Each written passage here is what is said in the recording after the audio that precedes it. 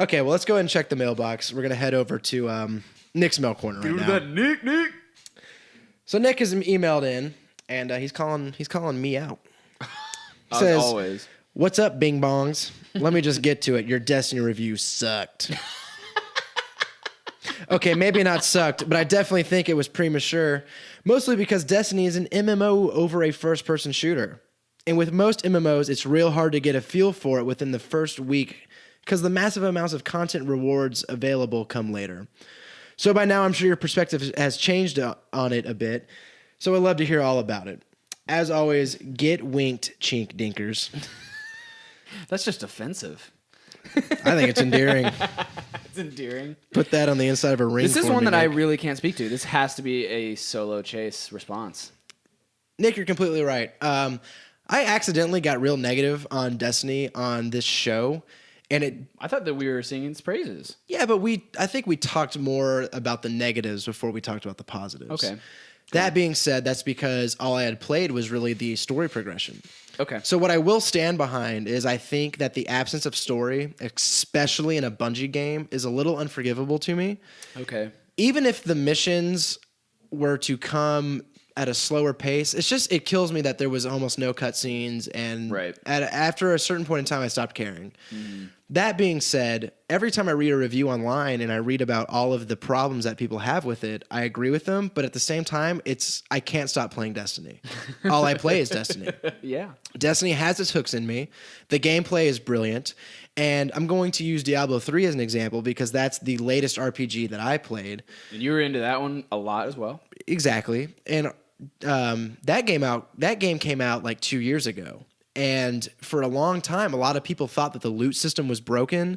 They didn't like how the systems were working. Okay. And slowly but surely, Blizzard implemented patches to really hear the customers out, change things in a sort of way that made progression bars easier or harder, and weigh out the exploits. And Nick is absolutely right that this game is an MMO or just an RPG first. And it's going to take 6 months of post content to really see the direction that Destiny is going to be going in. And I think as it evolves, it's going to look 100% different than it looks now. Really? Oh, absolutely. I mean, what are some of the quote unquote patches that they're going to be able to do that really honestly changes the entire way that you play the game? Honestly. I'm happy you asked. Okay. First of all, in the latest patch that came out, they're fixing a lot of the weapon balances. They're making certain weapons weaker, other weapons stronger when it comes to Crucible or even just against the enemies, the AI. Okay. They're going to be changing the drop percentages for loot, whether you get a legendary item or an exotic one, or how you go about getting those different items. Mm-hmm. Like right now, whenever you go and decrypt these engrams, you'll get a blue one, and when you decrypt it, it'll give you a green one. You're like, what the F is that, right? It's BS. So whack. Basically, what you have now is all of these progress bars and things that you need to be doing to get better gear or to be a cooler character, and how they work is a little fuzzy. And as time goes on, I think those will be reinforced and bettered. So you can't read this book by its cover. Absolutely not. Okay. Well, cool. So thank you for the question, Nick. Thanks, Nick. As always, you're the best. We are moving on to question number 2, and this question comes from Chris Carter. Yes, dude. I haven't got to hear from Chris in a while. Let's do it. Let me first preface this by telling the Banter Nation a little bit about Chris Carter. Yeah, let's do it. Beer expert. Might be the coolest person I've ever met. Explain why. Elaborate, sir. Chris Carter was my roommate when I was a junior about 2 years ago. Still figuring it out. And he was kind of leading you along. You know, we get to talking. How we bonded was through pool tables and philosophical debates. And I said, this guy's got it. Cigars and beers, maybe. Now, what Witty Banter doesn't realize is the reason that this show even exists and is the format that it is because of Chris Carter. Explain. Because Chris 'Cause I Carter... thought that I was a huge reason. Hunter, don't you worry. I'm just getting upset that you're just thinking. Look, when it comes down to it, I'd have to think a little bit about it. No. Yeah, explain. Okay. I'd love to hear it. Chris is the one who taught me everything I know about beer. Okay. Whether by sitting down and taste notes, him saying, "Hey, you should look for this in a beer, or you should look for that in a beer." He really is, seems like he knows what he's freaking talking But about. also, I've brewed beer with him, and Yeah. he knows the process inside and out. And through brewing beer with him, I've gotten to see what goes into a beer, and therefore how to evaluate it. We need to get him on the show, dude. Oh, it needs to happen for sure. It should happen very So if you're soon. listening now, Chris Carter's cooler than you, and I'm sorry. Stamped, approved by Witty Banter. So this was kind of like a long little email, but I'm going to read it all. Okay. He says, "Hey guys, before I ask you my question, I just want to say that you have taken someone who has never cared for podcasts and turned him into a fan. Boom, dude. Thanks. I've gone from knowing about Witty Banter but not listening, to only listening for the beer reviews, all the way to being stoked every time I see the Facebook post for a new episode, and I listen to the entire thing." Dude.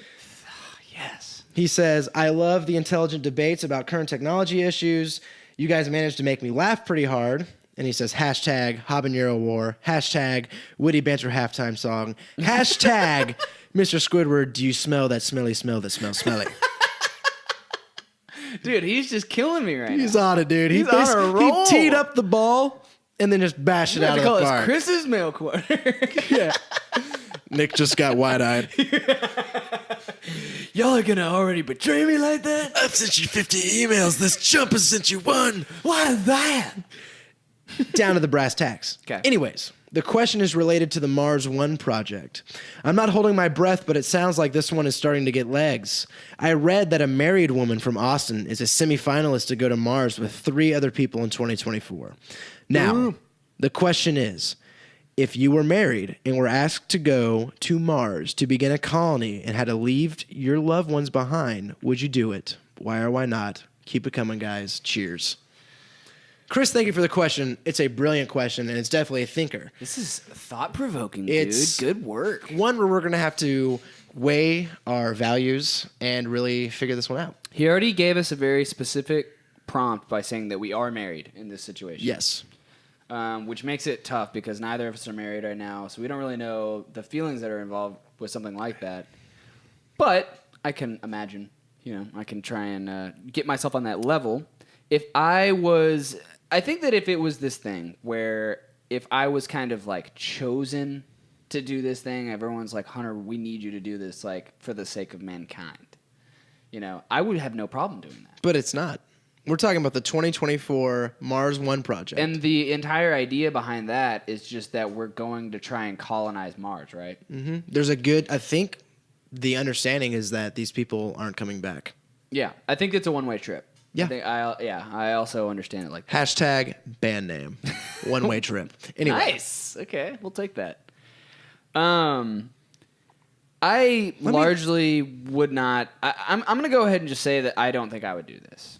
You don't want to have your names in the history books forever as being one of the crewmen one of the first people to have ever stepped on Mars. That would be super cool, but Equating yourself with the Buzz Aldrins and the Neil Armstrongs of today. yeah, I don't know. That stuff is cool. Every 4th grader who reads about space travel sees your name. Oof.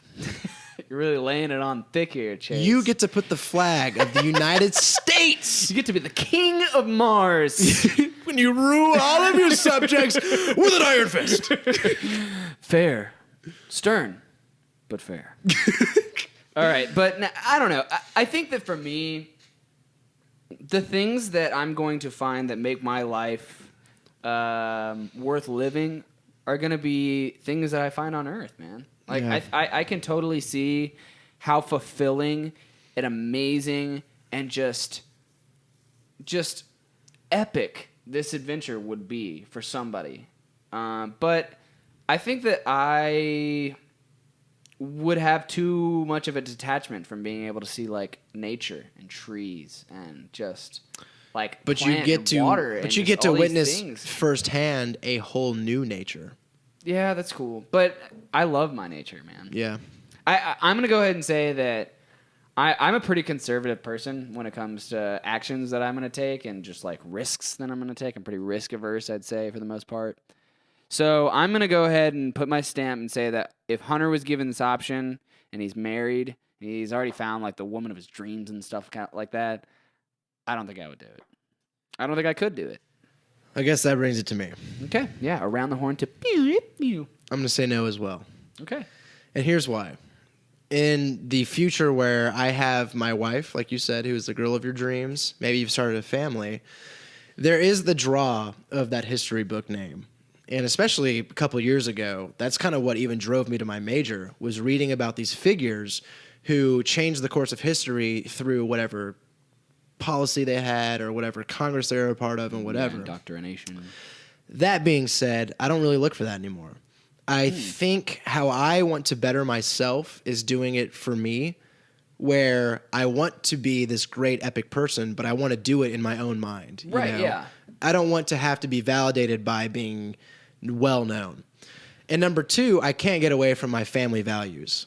I have a very tight-knit family. We rely on each other. I see them very often, and that's what I want to have with my own family going forward. Mm-hmm. And I don't think I could willingly leave that behind. Right.